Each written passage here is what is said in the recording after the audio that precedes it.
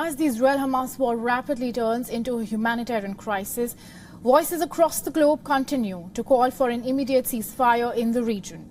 Pressure mounts on governments to push for a pause on hostilities, and as civilians on both sides of the border continue to pay the price of the conflict, more than 300,000 pro-Palestine protesters marched through central London calling for a ceasefire in the Gaza Strip. It marked the largest rally calling for a ceasefire to date. Protesters set off green and red flares, waved Palestinian flags and demanded occupation no more.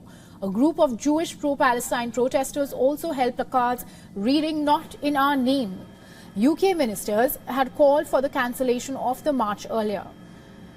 Now, the pro-Palestine march also drew counter-protesters from right-wing groups on Armistice Day, which marks the anniversary of the end of World War I. British police arrested at least 82 people in central London to prevent a breach of the peace.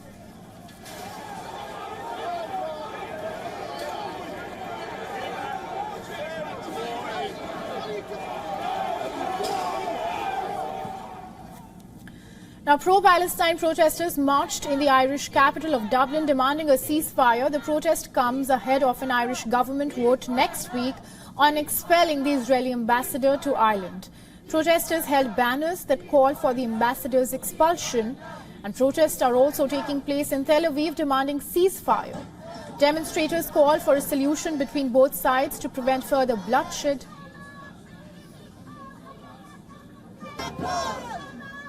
We are calling to end the deadliest war against Gaza.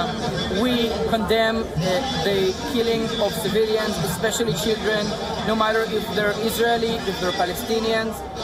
We want everyone that live inside the border and outside of it, whether it's within Israel, the Gaza Strip or the West Bank, to live in peace and equality. Thousands rallied in Tel Aviv for the release of hostages held by Hamas, and protesters gathered outside Israel's defense ministry with the pictures of hostages. Now, in the US, hundreds of demonstrators waved Palestinian flags and chanted "Ceasefire now" near the Delaware home of President Joe Biden. And Biden arrived in his home state after participating in events marking Veterans Day.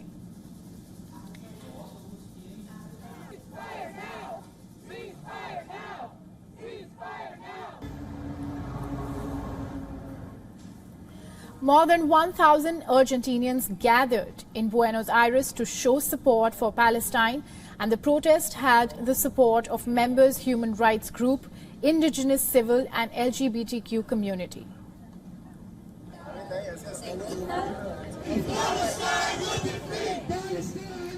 Tens of thousands of people marched through Brussels too for a ceasefire. The peaceful demonstration included families and children. Demonstrators accused the EU of being a bystander and not doing enough to seek peace.